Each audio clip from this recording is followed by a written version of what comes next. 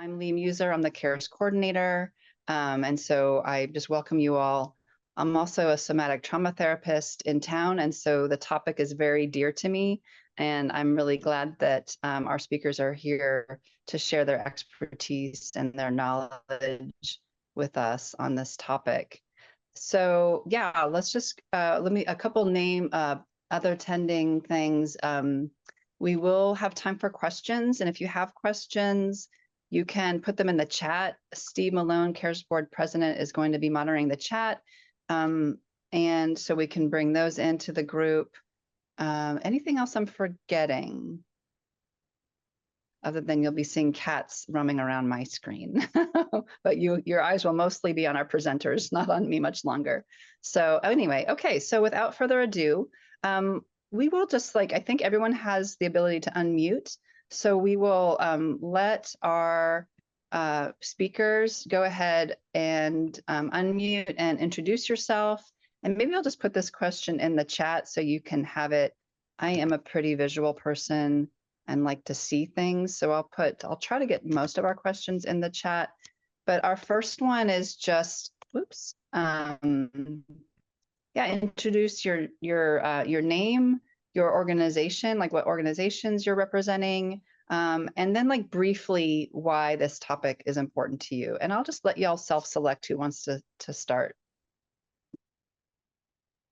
You can go ahead and get us started. My name is Ashley Collins. I'm a licensed clinical social worker.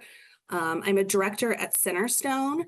But I guess more importantly, how I'm representing this meeting is I've been attending Al-Anon for the past 6 years. It'll be 7 in January, so I'm rapidly approaching my 7-year anniversary.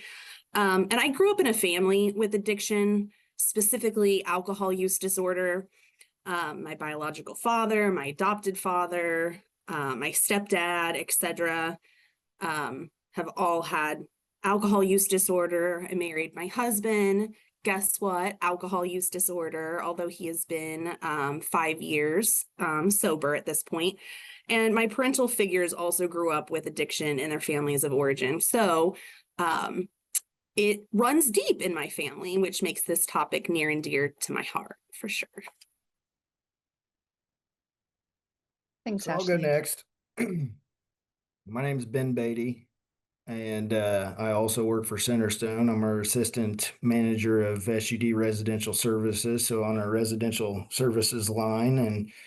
And I will, more importantly for this conversation, I'm also a active member of Al-Anon for the last couple of years, and I'm what's known as a double winner. I'm also an active member of Alcoholics Anonymous with my own issues. And like Ashley, very near and dear to my heart what Al-Anon programming has done for my family. I have addiction issues in several areas of my family, and I've just seen that the healing began when each one of those families began reaching out to Al-Anon for help. And that is actually what started the healing through the entire family and those who were struggling with substances.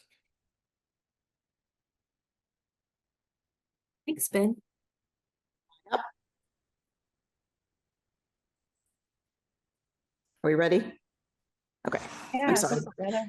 I guess I should have tested my volume. I'm Heather Hudson. I am a licensed clinical social worker as well. Currently, I am a bereavement coordinator at what is currently IU Health Hospice. That will be changing to Red Crest Hospice in a couple of weeks. That's kind of a new thing. So IU Health Hospice will be Red Crest Hospice. And so I coordinate bereavement services post-death and counseling for people after they've lost a loved one. I also maintain a small private practice, and what I'll be talking about mostly today is my work in private practice. And for about 10 years, 2013 to, well, last year, so a little bit longer than 10 years, I had my own practice. And I would say 7 or 8 years ago, I really saw an influx of a very specific population, and that was mothers who'd lost their sons to overdose of some sort. And at that time, I started a support group because I did see that need. So that's probably where a lot of my information will come from today. I think when I became a social worker, when I went into private practice therapy, I was like, oh, no, I'm not going to work with addictions. And wrong. We all end up working with addictions in some way or another. And I think I work at a different angle. But I think that we are all impacted by addictions in one way or the other, whether it's personally or professionally. Thanks so much, Heather. And Ben and Ashley for your introductions. I'm going to put the next question in the chat and read it. Some of these questions are going to have already been addressed by some people or partially already addressed. So like this next one, please share how addiction in your families impacted and still impacts you. Some of you have already touched on that, but yeah, I just want to go ahead and put it out there and anyone can address this question. Yeah, I feel like I lost myself, or possibly when I look back, I maybe never even really knew myself. My whole existence and identity was wrapped around caring for the other people in my household. And this could be an hour and a half long question just of itself, I think. And so I'm not going to hit on everything, but some of the major things is I continue to this day, my default setting is being attracted to emotionally unavailable humans. And I say humans because I don't mean just romantically. I mean friendships and otherwise. If somebody is, well, I guess I say this frequently. I feel like I got my picker's broken, a broken picker of people. If somebody doesn't like me, I almost take that as a challenge to get them to like me. A lot of the people that most people run away from, I run towards. And we're going to talk a lot about or not a lot, but we're going to talk about fawning later. And I feel like that's very connected to that. I frequently put my needs aside to meet other people's needs. And a lot of times this will show up with me having like blurry boundaries with people. I do extremes very well, all or nothing, right? Finding balance is between things is something I really struggle with. And I frequently live in flight, fight, freeze, or fawn. I'm in survival mode frequently without even knowing I'm in survival mode. I'm very hyper vigilant, constantly scanning for danger or mood changes to basically stay safe. That's what I had to learn in childhood, and it carries on now. I learned that I needed to suppress or disconnect from my emotions. Because growing up, my emotions were complicated for other people to deal with. So instead of dealing with my emotions, I smashed them down. I'm a world-class Olympian gold medal emotional stuffer for sure, because of all of that. And because that I also struggle at times to identify my own feelings. I'm really good at identifying other people's feelings, but it takes me a long time to be like, what's going on? And I really do have like an anxious, preoccupied, and sometimes avoidant, dismissive attachment style due to those inconsistencies in my own caregivers as a child. I am for sure a people pleaser. I also am over responsible for things. Those are my default coping skills, including trying to be in control of everything. All of those things are ways to manage my anxiety and uncertainty. And what I will say is, because a lot of those things are negative, right? But despite the pain of the things I've gone through, it has also helped me develop a really strong empathy for people, intuition, and really great problem solving skills that I started developing as a child. I don't think I really realized all of that was happening until much later. And I'm still unraveling some of that. So yeah. And again, I could talk about this forever. So I'm curious to hear what other people have to share. I'll go. I'm Bailey Connor. I'm a rehab specialist here at Centerstone in Scottsburg. This topic is important to me because I feel like the aspect of the disease affecting the whole family is kind of missing in my rural community. I'm also a trained grief recovery method, so bereavement and addiction and things like that. That's kind of my forte, what I like to help people with. And addiction in my family, I grew up with an alcoholic dad, alcoholic stepdad, and I that's still affecting me today in the work that I do because I like to be in control of everything. I'm raising my dad's twins who I've had since they were 2, and they are now 12. So I'm raising my siblings because of his decisions, which is okay. They are the joy of my life and my husband's life. So that's still impacting me today because I see them every day, and they are the result of that addiction. Bailey? What was that? I'm sorry. Oh, I just said thanks, Bailey. Oh, you're welcome. Yeah, Ben or Heather, either of you want to weigh in? Yeah, I'll jump in. I kind of took a different approach to Ashley in answering this question, more literally what, how addictions impacted my family. But I will say yes to everything she said. I can relate to every single bit of that. That is also me. But, addiction, substance use disorder has completely destroyed several parts of my family. I have a cousin who had been living homeless and addicted to meth for about 25 years. In his worst moment, he put a gun to his mother's head and threatened to kill her. And he's been in and out of jail for years. And the best moments over the past few decades have come when he's in a work release setting and surrounded by structure and accountability and is able to work a full-time job. I have another cousin who was addicted to fentanyl for several years, completely ruined her marriage and separated her from her children.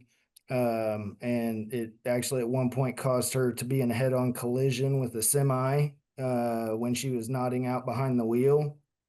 And she overdosed several times, and one of those times was in a parking lot with her children in the back seat of the van, ages 1 and 3. In my own family, we've had to battle with my mother's alcoholism, and it's been just completely walking on eggshells my entire life. Her feelings are what is most important. My feelings are secondary or don't even matter. And that has, since childhood put me in that fight, flight, freeze, or fawn response that Ashley was talking about, continually scanning, checking, people pleasing, working to the point of exhaustion to make sure that everything is okay. As my mother's alcoholism eventually tore my family apart, led to my parents' divorce. There were several affairs along the way, and I was an only child, but, that was the environment that I grew up in, and really didn't even accept and know that my mother was an alcoholic until I was well into my 20s. I just thought that was normal. That was the normal setting. So I had no way of knowing until later on when I started finding my own recovery, that became apparent to me. And of course, I've, mentioned my own addiction, and what I've learned is that my addiction is a part of this trauma response from childhood. Things just get piled up on me. The pressure builds and builds, and my only way out is through substances. And so I have been abstinent from substances for 16 out of the last 20 years. Thank God. But I've had to learn along the way, due to a couple relapses along the way, that it's really this survival trauma response that's leading me to these relapses, and how do I cope better with this for my own self, and Al-Anon has helped me with that. Thanks, Ben. For myself, my biological father had addiction issues, and he, with lack of a better word, abandoned the family when I was pretty young, probably about 6 years old. And so a lot of his behaviors didn't impact me. There are stories of his behaviors, but impact me to where I remember them, not so much. My experience is more my mother's reaction then to being a single mom and being abandoned, and kind of her codependent tendencies, and then feeling kind of responsible, oldest daughter, feeling responsible for helping to manage the house and her emotions and take care of her. So not really substance related, but she had some addictive behaviors, food, people pleasing, shopping. Those definitely got passed along to me, those codependent behaviors. So that would be where addiction impacted me personally. Thanks, Heather. Yeah, I just want to lift up, like, as people are listening, like the three of you or the four of you that spoke, like you all have some really impressive, authentic self-awareness going on, right? Like you all know yourselves really, really well and are able to be like really honest about that, which is not easy for most humans in general. And it kind of, to me, it demonstrates some of the real profound usefulness of Al-Anon, because Al-Anon really encourages one to get to know oneself, right? So our next question moves into that. I'll go ahead and put it in the chat. How has Al-Anon impacted you? And even if you haven't had your own experience with Al-Anon, can you draw from your clients' experiences? And again, we'll just let Heather, Ben, Ashley, like however you'd like to go, you're welcome to share. And like, we're happy to hear from other folks as well. I just want to make sure that our speakers get priority. I'll jump in because I probably have the least to say about this, as I don't have personal experience with Al-Anon. I have referred multiple clients, and I have encouraged multiple people in my personal life to go. And I've had clients, who are involved, and it does make a world of difference with normalizing and not feeling alone, boundary setting, having that support. So I'm a big fan, even though I've never participated myself. Yeah, thanks, Heather. So I'll jump in. Excuse me, got a little cold this morning. Well, each one of the stories that I just told you about my family, my cousins and myself, Al-Anon was the starting point of healing for each of our families. This was while we were all in active substance use. When my family, each one of our families, when they finally became desperate enough and they had tried everything else and they were in enough pain, they finally reached out to Al-Anon for support. And I think, a lot of that came through churches, pastors, just other friends that had been exposed to Al-Anon that were seeing the pain that they were in. But each family member turned to Al-Anon and began working on themselves. And they became equipped with the tools necessary to stop enabling the user and their family. And they stopped enabling, they started setting healthy boundaries, they started finding peace for themselves in the middle of the storm, and began healing. And eventually this led to healing and restoration for my entire family. I have the one cousin who had been addicted to meth and homeless for 25 years. He's now been sober for the last 2 years, and he's probably living his best life right now. And I have the other cousin with the head-on collision, and she's been sober for 5 years. She's been remarried. She's recently had a baby. She has a beautiful family. Just a lot of joy in their family. She also is working as a peer recovery coach and sharing her experiences with others and trying to lead them to restoration. Her family is also very active and still active in the Al-Anon community and reaching out to the community. And that's in a small rural community, and there's probably more barriers because there's not as many resources. But really having those people in Al-Anon reaching out to the churches and different organizations. I'm starting to see a growing family movement in a small rural community there through these experiences with Al-Anon. More families getting support. There's definitely some more traction. And then, myself, I've been sober for 7.5 years, and that began when my dad started going to Al-Anon. He was my enabler. He was easily manipulated. He wanted to help, and he couldn't figure out how to help me. And I took advantage of that for a long time. But I can say with all honesty and sincerity, I know my healing began when he learned how to start setting boundaries with me.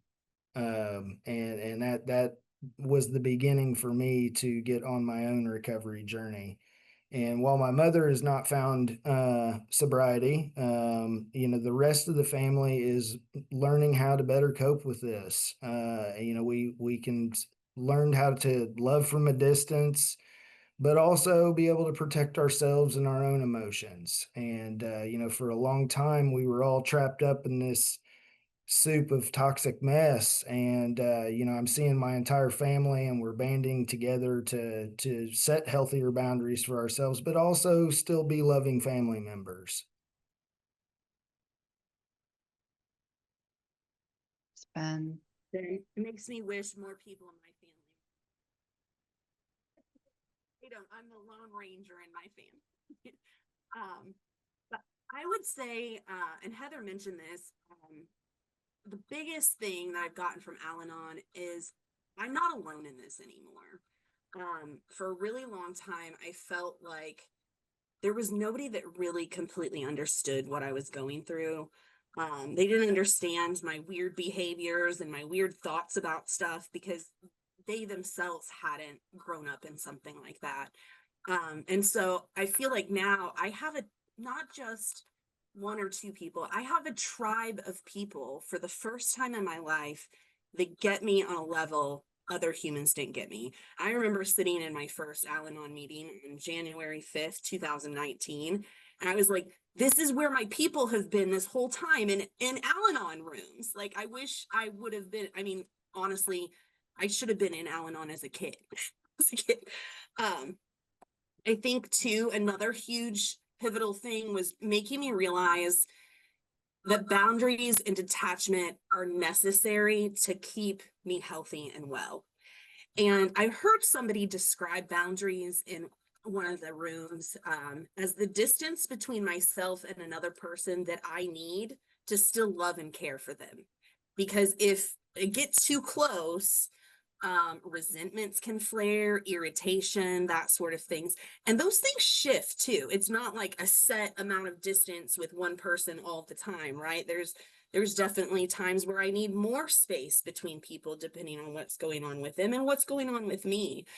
And that was huge. It also really helps me understand that grief is more than just somebody dying or relationship ending. And I didn't get that before Al-Anon. I grieve for the childhood I never had. I grieve for my marriage not looking the way I envisioned it looking when I was younger. There's a lot of things that I've grieved that I never had. which I think is a hard, because you think of grief as like you lost something. Well, maybe you never had it in the first place, and that's what you're grieving.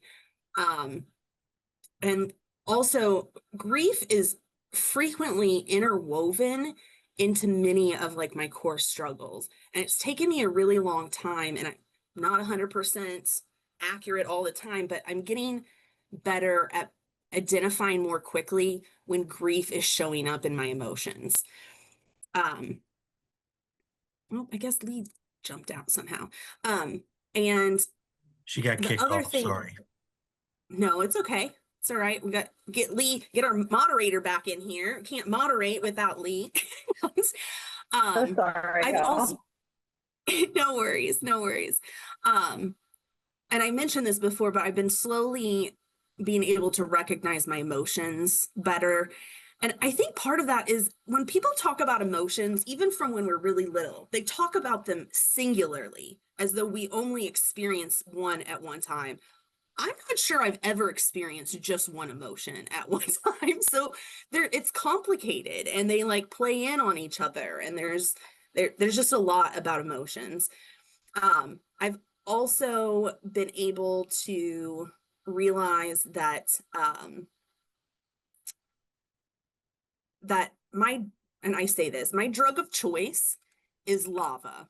Love, approval, affection, validation, and attention. Those are my drugs of choice. I will sell myself out to get love, approval, affection, validation, and attention. And now I realize that that's part of my fawning response, which we'll talk about a little bit later, but that was huge. Like, I will absolutely abandon everything I believe in for those things, specifically for certain people, especially those that I was constantly trying to get that as a child. And now as an adult, cognitively, I know I don't need their love. Their love, they can't love themselves. They absolutely cannot love me. But the little girl inside of me absolutely wants that and will agree with things I don't agree with to get that. And what I've had to realize in some of those is like, it's too ingrained, and maybe I don't need to talk to those people that cause such an illicit like response of me selling myself out for them. Like, they weren't there to support me. They weren't giving me my lava that I needed my whole childhood. So perhaps I don't need to give them that much attention as an adult to keep myself healthy. It's that boundary, that distance that I need, right?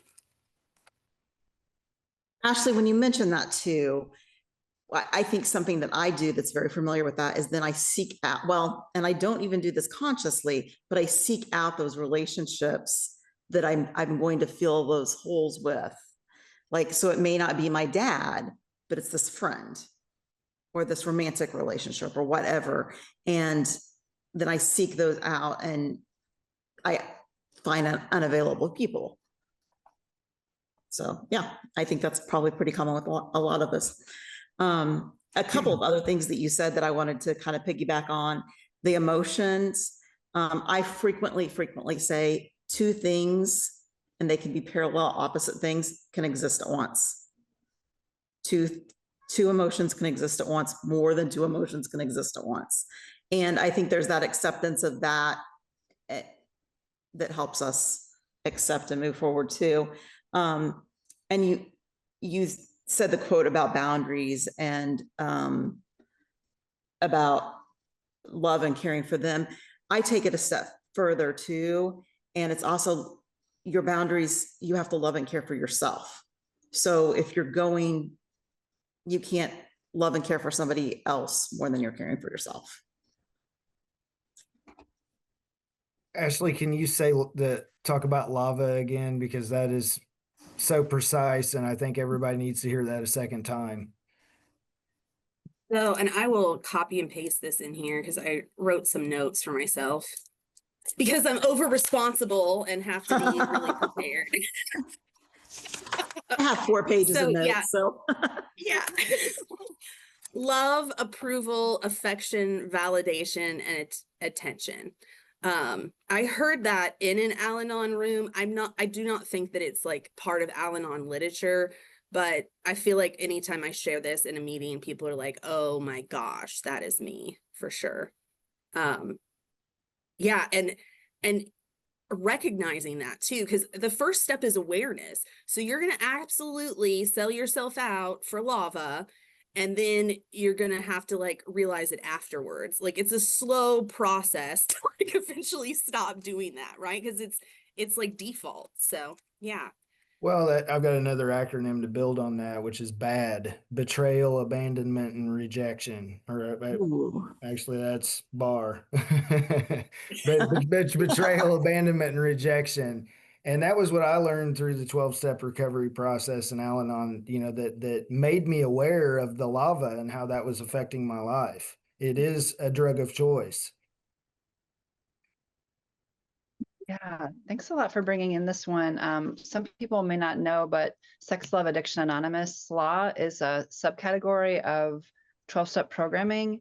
And we're going to get to stigma and shame later, but a lot of times people will deny their love addiction because of who wants to admit to that, right? But I've really found with pretty much any client that I have, underneath any addiction is this one. It's like the pinnacle of addiction. So I'm really, really happy that it's being brought in today. We're going towards what feels Let's like see. home. I think. Absolutely. What was that? Can you Heather. say that again, Heather? We're going towards what feels like home. So what feels like home, Yeah. it's what our primitive understanding of love is. And if that's what we received as a child, then that's what we're going to seek out as unhealed adults. Because that's where that's what we're familiar we think with. love is supposed to feel like. Absolutely. Until we do all this work. Here's our next question. Oh, yes. So this next question, what is one thing? Good luck, y'all. What is one thing you want people to know about the impact addiction has on families? If you cheat and go to more than one, I will not. Understandable, but yeah, that's a tough question. This one was tough. Yeah, go ahead, Ben. I was just going to say I kept this simple, actually. What I want people to know is that addiction can happen to anyone. It absolutely doesn't discriminate. And I think a lot of times, we have a certain stereotype of what addiction looks like. And, that was not my story. I was educated and had a lot of opportunities and a lot of resources at my disposal, and still, became addicted to drugs and alcohol. But recovery is also possible for everyone.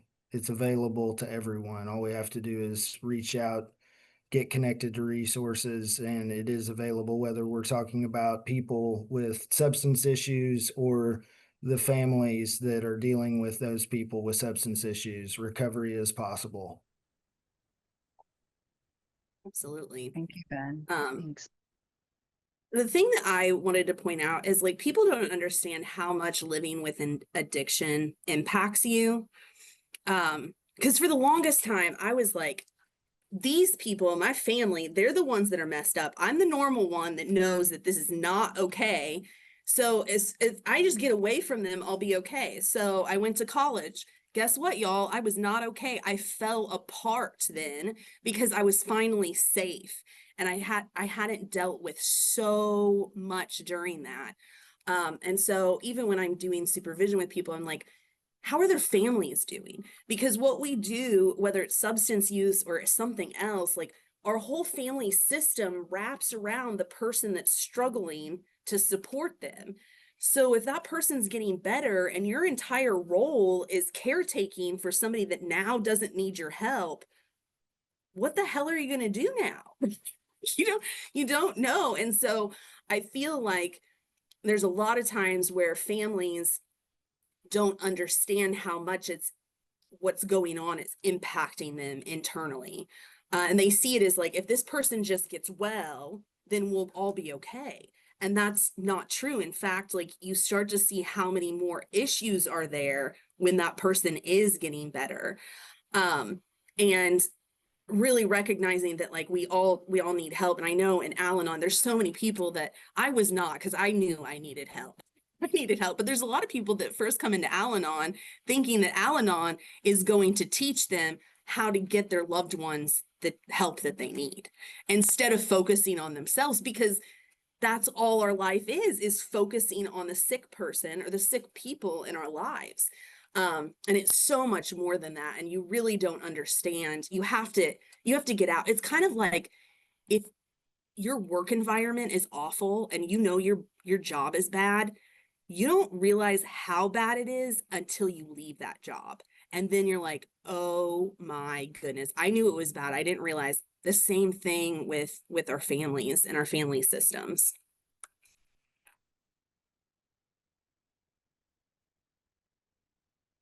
Thanks, Ashley. I don't think I really have anything to add that's any different than that. Yeah, we're not alone and no one is exempt.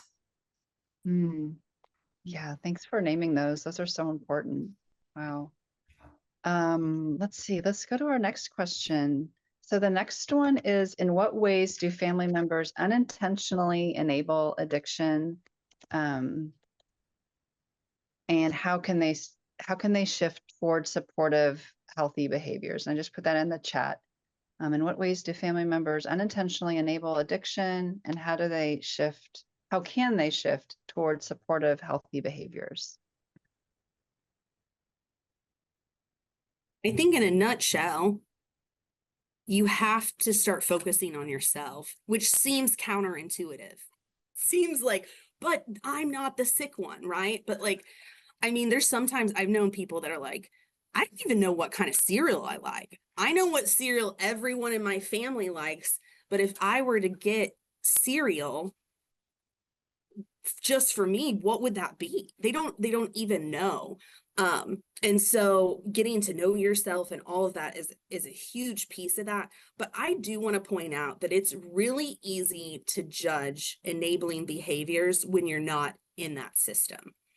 And I encourage you to get curious about what's fueling that enabling, because there's things that I like to call enabling conundrums. There is no good answer, right? Like, for instance, if I were at home with my husband and he was in active use and he ran out of alcohol and he's like, I'm going to drive to go get more alcohol.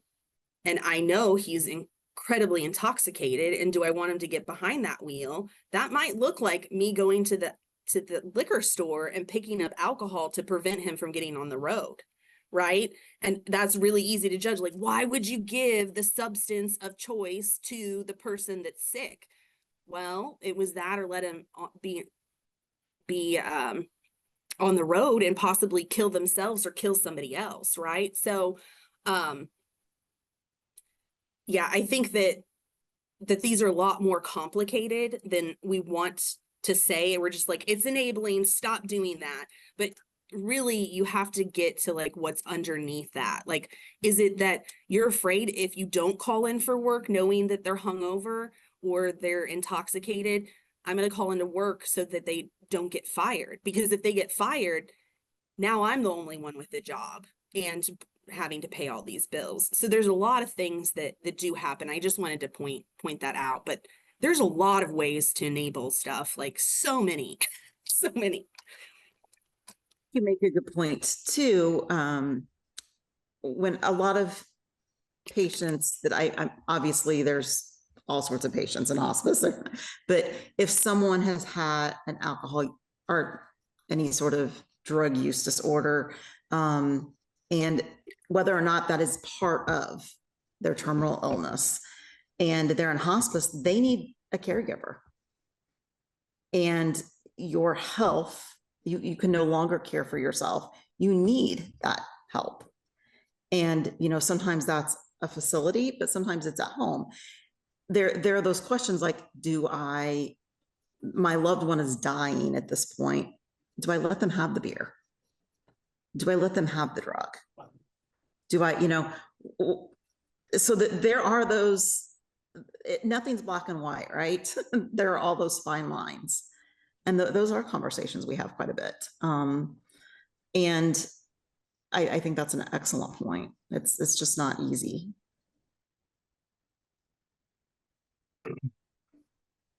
Well, in my family, it was money, across the board.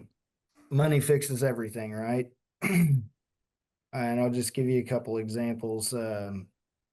With my dad, I can't tell you how many times in my 20s that when I was in active use that I would not pay my bills, even if I had the money.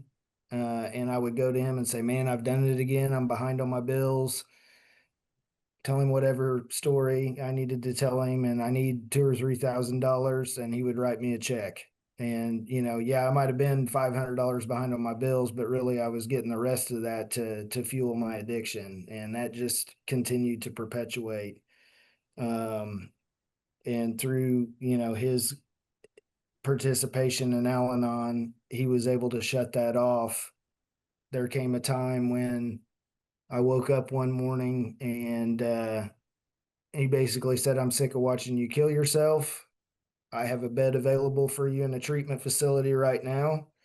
If you don't choose to do this, it's January, it's cold outside, but I'm going to take your car and I'm going to take your phone and you have to leave. And I can't imagine like my dad saying that, that's what Al-Anon did for him, because he was always there to fix with money and buy me a car or whatever he needed to do to fix it for a moment and kick the can down the road a while longer. But, for myself, I've had to realize that I was doing the same thing with my daughter, even when I was when I was sober and doing well and raising my daughter, it was that drug of choice, Alava. I needed her to look at me like I hung the moon. And she did for a long time until she became, 16 or 17. And like they all do, we all do, she stopped looking at me like that. And that really impacted me. But we've had to go through those similar things. And, she's done her own work and I've done mine, and she doesn't depend on me for anything now. She knows that that's a part of what my problem, and I know that too. And as far as my dad goes, I won't even let him pay for my breakfast anymore. Because I know we've done our work and that's just a boundary we don't want to cross, because it might start with breakfast, but he might be giving me a down payment for a house, in a month. And so we've all had to do our own work, through therapy, through Al-Anon, to become aware of these things. And, you see how it impacts generationally as well. My grandfather was the same way with my dad. I was the same way with my daughter. And it seems like because of this new awareness and the programming and the things we've been involved in, we're finally breaking that generational cycle. Yeah, thanks for naming that. I've got an example where a mother was a very enabling mother, was really decided to make some boundaries with her son. And she's like, this is not sustainable. You need to get into therapy. And he said, you first. Whoa. Right. And she did. This is a person I never would have. She did. She went into therapy. He went into therapy. She kind of wasn't able to really work through her stuff, but boy, was he really able to actually meet his stuff. So you just don't really know, right? Like you break some kind of pattern, and that's where possibility lies. So yeah, thanks for all your sharing. Did all three of you go on that question? Oh, Heather. I don't think I really answered it. Sorry about that. No, that's okay. I think everybody kind of covered it too. The enabling comes because we're trying to help, we're trying to love. It's our love style, love language. Ben, your dad's love language was probably gifting. It's probably taking care of you. That's how he showed you he loved you. He didn't mean to harm you by doing that, obviously, but it was causing you more harm. It wasn't a loving thing to do. And I think it's that realization that it's not the loving thing to do. And in my experience working with people who are grieving their children that they've lost from overdose, or a chronic illness caused by some sort of misuse. That's one of the hardest things to reconcile, because they want to, like, what did I do to contribute to this? Is this my fault? No, it's not your fault. At a certain point in your child's life, usually when they leave the womb, they're then making their own decisions. But it's something that's a big stuck point in grieving, is that self-blame. And I've dealt with the self-blame in I should have kicked him out of the house, and I've dealt with the self-blame of I kicked him out of the house and he died on the streets alone. So both are tough. I mean, there's not an easy grief to not that grief is easy, but there's not an easy grief to this. And something if we get to it, I'll talk more about, is because of the stigma, you don't have the same support that you might have if you lost. I talk about children a lot because that's my experience, but if you lost your child in a car accident or from cancer or something horrific, but you don't have the same support and community, you have the stigma of how your child died. And that's tough. Yeah, we'll definitely get back to stigma shortly. Thank you so much, Heather. Yeah, here's our next question. What are some effective and local community resources for families affected by addiction? I'm going to copy and paste a whole bunch of things into the chat. Cool. So, Ooh. Well yeah, I think, organized. I love it. you know me, I'm super nerdy. There's NAMI has a couple different things that people can check out. There's Family to Family, which is a class where you learn not just about substance use, but about other mental health issues. And let's face it, a lot of times our loved ones have other mental health things going on besides substance. There's also a NAMI family support group. And the one in Bloomington is on the first and third Monday of the month, and from 5:45 to 7:15, and it's at the Monroe County Public Library downtown. There's also, I put a link for finding an Al-Anon meeting, finding Nar-Anon. So AA and Al-Anon are like sister groups, and NA and Nar-Anon are like sister groups. There is one meeting here in Bloomington that I'm aware of. There could be more, that's at Sherwood Oaks. I want to say it's on Tuesday evenings. There's Alateen. Oh my gosh. Who knows what my life trajectory would have looked like if I had been in Alateen as a teenager. Definitely look at that. There's also Adult Children of Alcoholics and Dysfunctional Families. Overdose Lifeline has quite a few different resources. They have peer grief helpers, craft family support, overdose grief support groups, remembrance lifeline messages, and then there's Camp Mariposa for kiddos that have had parents or caregivers that have had substance use, and they're like little camps. I think there's one in Indy, and then there's one that happens, I believe it's down in Mitchell, Indiana, and Lawrence County. So those are some really great things, but there's regularly like new recovery groups popping up. Also, you can go to like open AA and NA meetings as a family member and not have to have your own substance use. I feel like I know a lot of people that go to those open meetings that really help them understand addiction from a different perspective than their loved ones, right? Sometimes we're too close to our loved ones to like get it, but hearing somebody else's story can sometimes put it in perspective. So yeah. Well, I knew Ashley would get in the weeds and nerd out and give a whole bunch of resources. So I just wanted to come at it more broadly. And to say that we're fortunate enough to live in a time in history where our resources are just rich.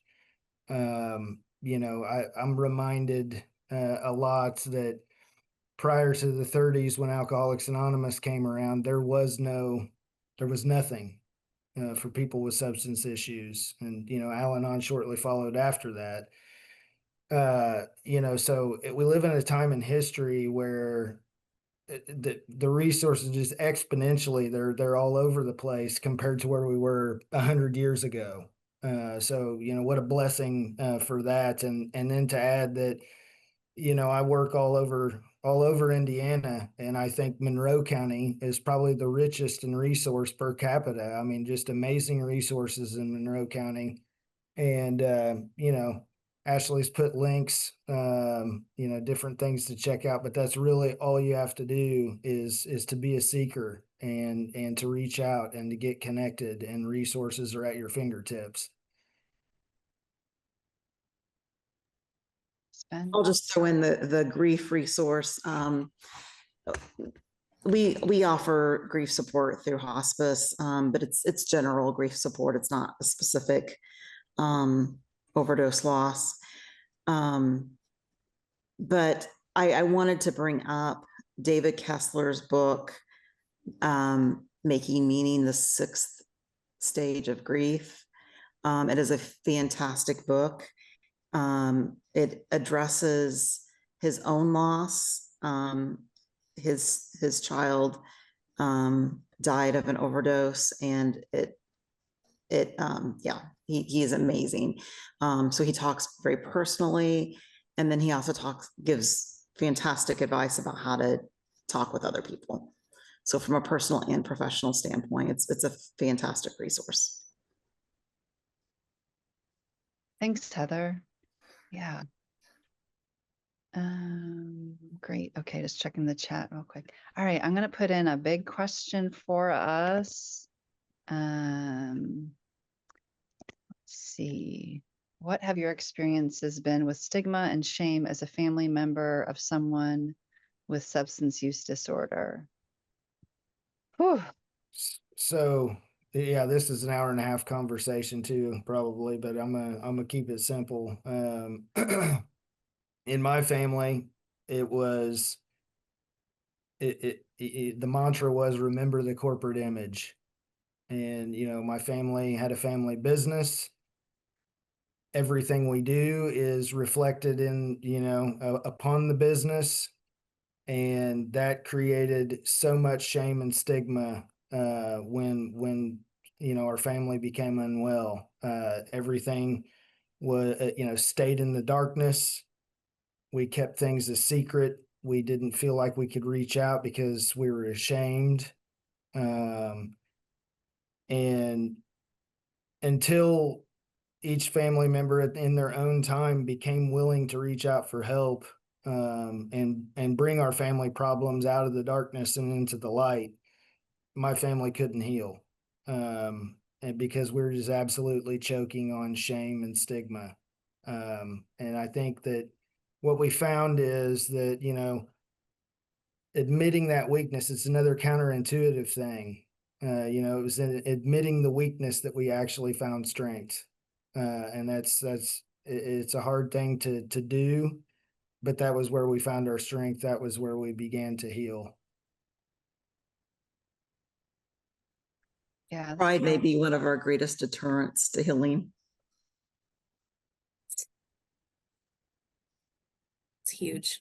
Yeah, and just what Ben said, stigma, shame festers in the darkness, and you have to talk about it. You have to shine a light on it, and it takes that power away. Again, though, when we're shameful about something, we want to keep it close to our chest. We don't want to talk about it. We don't want to shine a light on it. Like, what if somebody's going to judge me about that? Certainly not going to get lava if people are judging you, right? So, I have, and besides just like traditional stigma of like, substance use, and there's even stigma within like the recovery community. People are like, oh, well, alcohol, that's legal. That's not a real drug. Like, oh, methamphetamine's horrible. Oh, heroin's horrible. Like I think it's human nature that like, we're like, well, we're not as bad as, right? But the thing with addiction is whatever you say is like, I'm not as bad as that. You just keep moving that mark because the addiction just pulls you under more and more, and you're doing more and more things that are completely out of character for you. I've had a lot of people treat me like I'm a horrible human talking about my family's experiences because they come from a family system of you're not supposed to talk about that.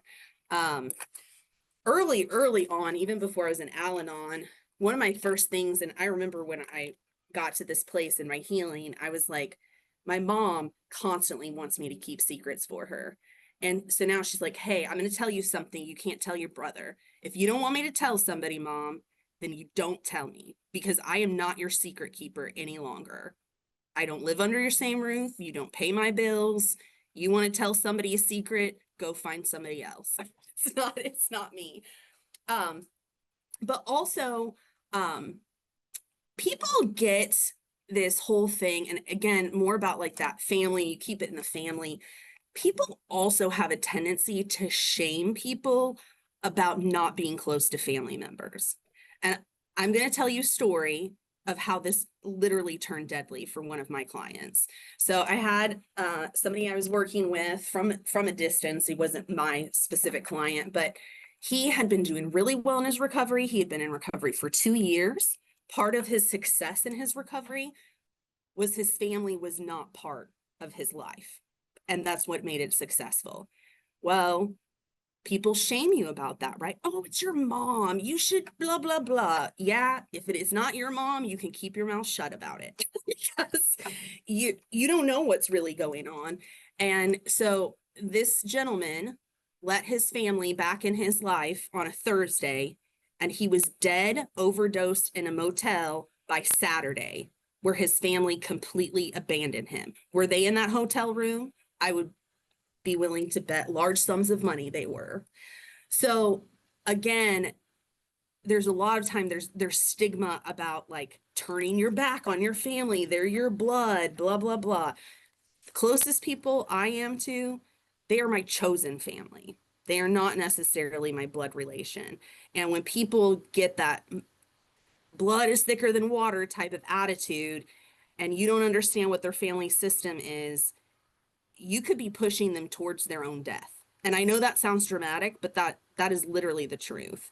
And so when people are shaming people about that, I cut that off, personal, professional, or otherwise. Like, we're not going to go there because you don't know what this person's relationship is like with their mom. And if you did, perhaps you would understand a little bit better about why they've made these choices. But yeah, so that's what I definitely wanted to point that out, of that stigma too, of like you turning your back on your family is awful. Boundaries, right? The distance between myself and somebody else that I need to be able to love them. And that might be, we don't have communication. I can love them from afar, but I cannot love them when they're actively in my life. And there's nothing wrong with that. Yeah, thanks so much for naming that. You said earlier, Ashley, how frequently we judge, and if we could bring curiosity into like, I wonder like what's going on in their life, that's just not how they, they don't need to be near their family, or they need to not be with their family, like just curiosity, and also just letting people have their own lives, right? Yeah. Thank you. Others. Yeah. Yeah, and I think I mentioned a little bit before just about the stigma and shame when it comes to the grieving process, and how it's what we kind of call in the grief world disenfranchised grief. It's that grief that isn't really recognized. And whether it's the grief of having a loved one with a substance use disorder, or having a loved one die of. So, I mean, grief exists in both places, obviously. So the societal impact, we see the memes or the quotes on Facebook or whatever about, if I can't get my diabetic meds, you shouldn't get your Narcan or whatever, like that sort of thing that drives me mad. You don't know who's seen that. You don't know whose child's life has been saved by that. I'm always like, it could be you. It could be you. It could be you. None of us exempt from it. So I just really try to encourage people to think a little bit more before that may be their opinion, but maybe before sharing that publicly because of the stigma. But, I think and- we'd all be in a healthier place if people just thought about what they said before they said it all the time.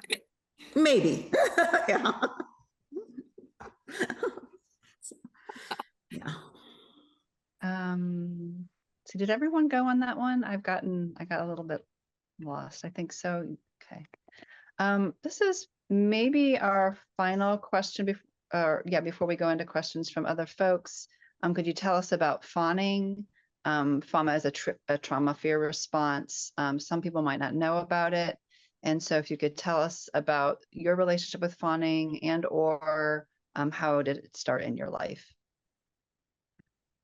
So I highly recommend, yeah, Ben's putting it in there, is I brought this with me to work. Are you mad at me? Actually, Ben texted me and was like, oh my gosh, Ashley, you were talking about the fawning response yesterday, and I found this book. You need to get it. So I'm about a little over halfway through it myself right now. And so fawning is when it's the least talked about trauma response, yet it's a very, very common one. And when we grow up in chaotic homes as children, the traditional fight, flight, freeze don't work. You can't fight grown-ups. If you run away, they will just drag you back. If you freeze, like that is only going to work for so long, right? So that leads us to fawning. And I'm going to read an excerpt out of her book. It's on page 13, if you randomly happen to have this book. So the fawn response is about becoming more appealing to the threat, being liked by the threat, satisfying the threat, being helpful and agreeable to the threat so that you can feel safe. Fawning is unconsciously moving toward instead of away from threatening relationships and situations. It's overlooked in our society because it's so largely rewarded. We get promotions for being people pleasers. We're called selfless when we neglect ourselves. We receive affirmation when we anticipate the needs of others and abandon our own. For many people, particularly for many women, the fawn response is learned in childhood and then reinforced by society. We're taught that our main role in life is to please, appease, and sacrifice our needs for the comfort of other people. Fawning has been a tool for survival, an unconscious way to feel in control in a society that strips power from us. Boom, drop the mic, right? Like this has caused lots of journal entries for me. And so, you know, I feel like, and I've talked a little bit about how like fawning has impacted me, but this is the place where lava comes from too. I need people to like me to feel safe, because if somebody didn't like me growing up, or somebody was mad at me, or somebody was upset and I wasn't easing their emotional pain, then something bad was going to happen. And I absolutely have gotten better about this as life goes on, but this is my default. And when it comes to my brother's dad who adopted me, I opt to not have conversations with him when he shows up. He never contacts me otherwise, but when I go to the rare family event at my brother's house where he's there, I don't talk to him, and I haven't talked to him twice now. And everyone's real weirded out by it, but I'm like, look, if you have a problem with me not talking to him, that's your own problem, because it's not mine. I'm fine with not talking to him.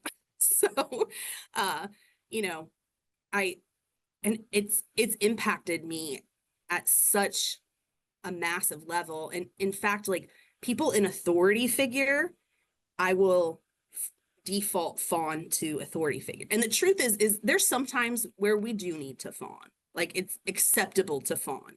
I think we all have worked with people we don't like, and we still have to get along with them, right? So we may do a little fawning with them.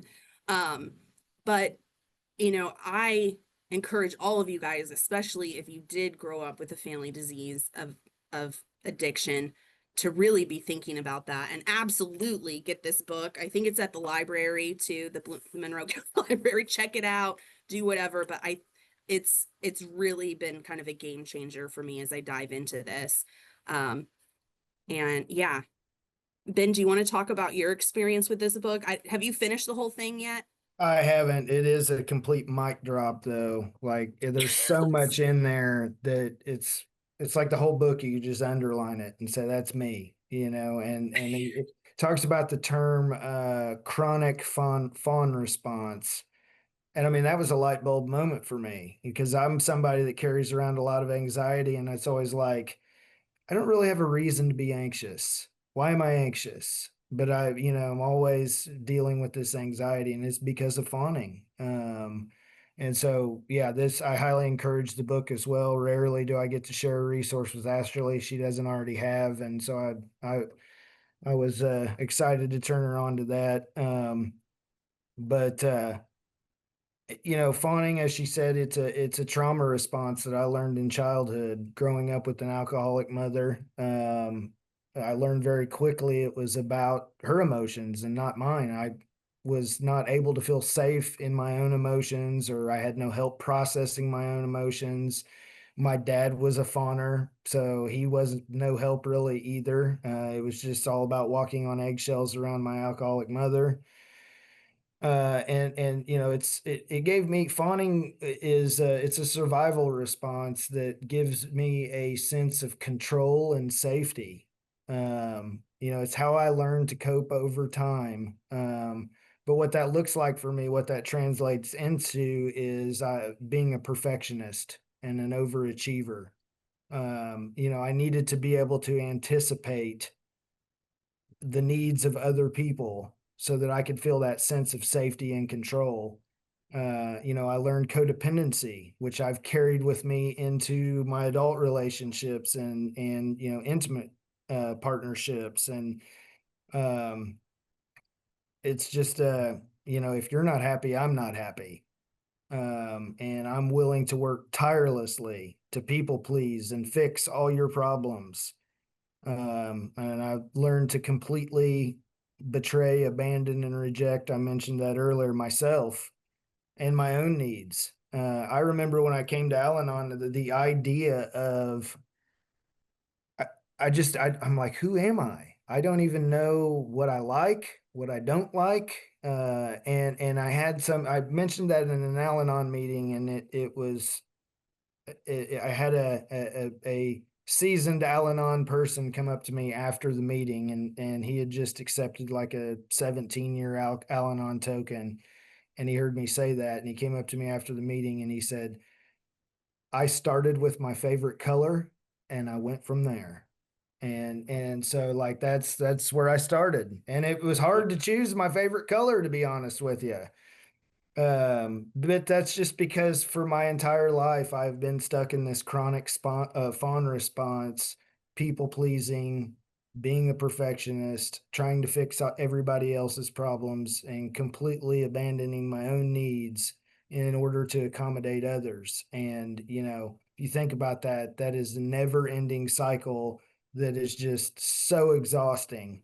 And it leads to resentment. It leads to just feeling bad about yourself. And what I learned for me is through Al-Anon and through resources like this book, it's really the root of my addiction. Is what I learned in childhood, this fawning response, is what led to, I gotta get rid of this pressure somehow. And if you're prone to addiction issues as I am, then the cycle takes off from there. And a lot of us, are not prone to addiction issues. And so maybe it's not substances, maybe it's other behaviors, who knows?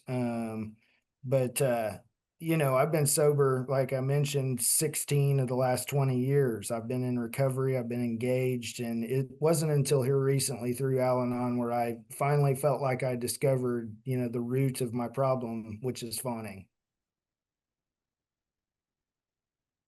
Thanks, Ben. I think that Ashley kind of alluded to this, but the folks that are used to you fawning won't really appreciate when you move through that and give it up. In fact, they'll throw all sorts of nasty names your way, and that can be really destabilizing and challenging, but also maybe a sign that you're on the right track. And on the Absolutely. flip side of that, Um, yeah, those who want you to be healthy will acknowledge it and praise you for it. I apologized to my brother for something recently, and he came back with like, why are you apologizing for that? And I'm like, because I apologize for everything. He said, I know, that's why I called you out on it. And I didn't realize I did it for years. And then my youngest son is an over apologizer. He's 16 now. He apologizes for everything. He's seen me model that. And I'm, ooh. So, yeah, I feel that. yeah, yeah. Is there any, like, I do want to save a little bit of time for questions from folks, but the panelists, is there any last minute things that you feel like you didn't get to say, or is this a good place to see if there's any questions or even just comments from other folks here? I think there's always a lot to say, but this is probably a good place to put a pin in it. Okay, okay. Yeah, other things that others want to share about what we've been talking about, like just your own experiences and or questions that you might have, or maybe something that was said that you're not quite, like you just want some clarity on. You're definitely welcome to unmute yourself or put it in the chat. You can message me directly if you'd rather be anonymous, and I'm happy to just.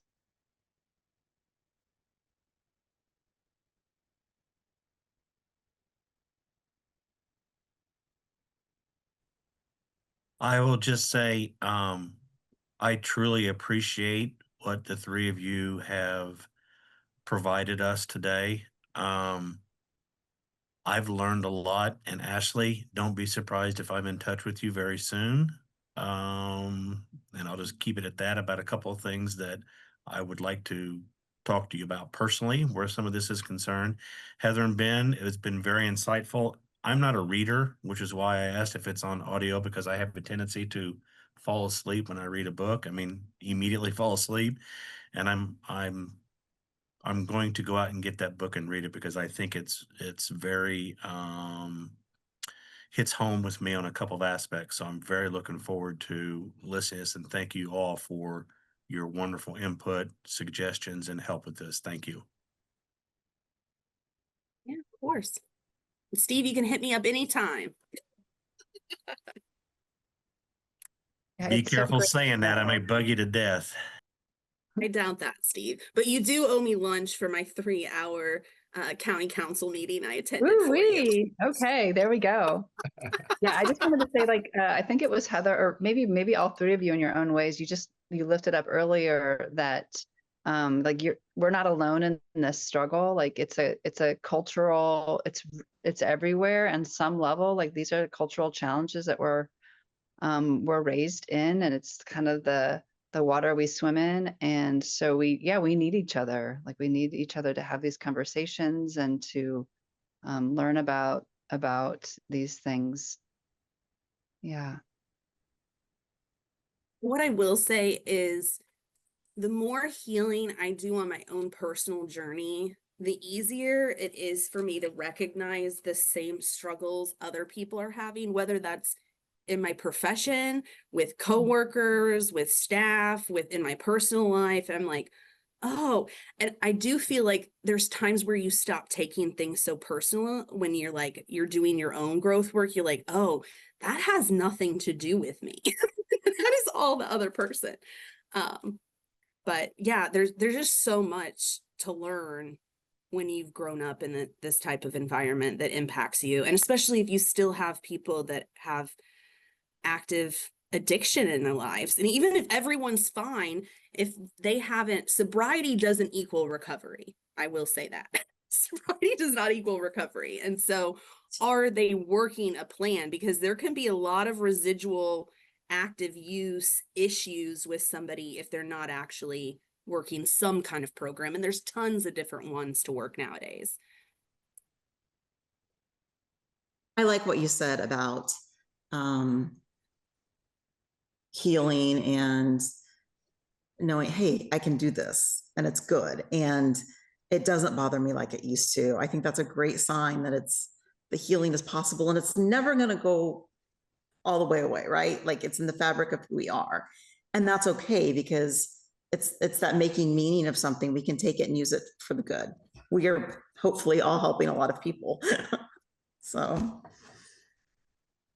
I got a quick question. And I'm not sure exactly how to word this, or if it's going to be too crude, or doesn't make sense. But you all talked about your own recovery. Can I assume that not everybody that suffers, goes through this, has a substance use disorder? I mean, do you have to have a substance use disorder if that makes sense? I mean, can you? I don't know how some don't, but does that make sense? Absolutely. Yeah, I don't have my own substance use issue, and I have all of these issues. Mhm. And it's also interesting because it isn't as though, and because I think about this sometimes, like I don't have an addiction to a substance, but when you think about some other things, I have addiction to lava. I have addiction to like codependency, right? Like people that feel like I'm going to die without this relationship, that's a sign that you're addicted to said relationship. And so, yeah, you absolutely do not have to have a substance use issue. It's just a lot of times when you grow up with substance use issues or really any kind of dysfunction, whether it's physical abuse, sexual abuse, neglect, whatever, a lot of the same characteristics that we've been talking about today emerge, not just with individuals, but the entire family system, which is why there's children of adult alcoholics and dysfunctional families, because it doesn't have to be a substance. And there's tons of overlap. In fact, I knew somebody for a while and I was like, are you sure your mom didn't have a secret drinking problem? Because he had so many codependency issues. And eventually what he shared with me is his mom grew up in a household where there was a lot of other things happening, such as like there was a lot of sexual abuse going on. Well, and then suddenly I was like, that makes sense. Your mom did teach you, but it wasn't because she had a secret drinking problem that I was assuming. So yeah, absolutely. You don't have to have your own substance use. Attachment And trauma. Mhm. yes, absolutely. Attachment trauma. And I don't, it's interesting because while my biological father had a substance use disorder, everyone else in my family is almost on the flip side of like anti-use of anything. Like but they're, you know, not to, and there's a little bit of shame in that, like, but it's not as bad to be like a people addict or a workaholic. That's huge in my family. Like we overwork. So, Which is also rewarded in society, right? Like if you Mhm. go, I Oh. literally made a career out of avoiding my own problems by dealing with everyone else's stuff. Like I'm a Mhm. therapist. I made a career out of it. Did I know at the time I was making a career out of it that all this stuff was feeding that? Absolutely not. Like, absolutely It's the not. most expensive But therapy ever got, isn't it? yeah, that degree. absolutely. Yeah, we're the same person, I think. So, Yeah. yeah. As the one person who does have a substance use disorder on the panel, who also has benefited from Al-Anon and family programming, I was surprised to find out how many people in Al-Anon were also AA members, though. And I think it just goes back to our childhoods and how we grew up and the different trauma responses that makes us double winners, as they say. You know, we're qualified for AA and Al-Anon. And, you know, you get into that. She was talking about, you know, adult children of alcoholics and dysfunctional families. I'm not a card carrying member, but I certainly could participate in that, or codependency anonymous. You know, once you get in and you get the awareness, which she touched on, I think the awareness is key. I can't do something about it unless I'm aware of it, but once you get aware, it just kind of mushrooms out the different resources and things that are available to you for the different things you're suffering from. One of the things I love about Al-Anon is how accessible it is. And I have clients overseas and they call in to US Al-Anon groups. They zoom into the ones over here because they might not have as many over there. I mean, it's such a generative and generous program. And I also just want to acknowledge not everybody's into 12 steps. Like that's completely understandable. I do find that Al-Anon's like a little different in terms of like, I have found people who just can't do other 12 steps, but for some reason, like Al-Anon just feels different to them. It's interesting. So I kind of say like, it's so much cheaper than therapy. Absolutely. Like it's so accessible. It's really, I encourage, like, I don't encourage, but I think almost anyone really could benefit from Al-Anon, to be honest.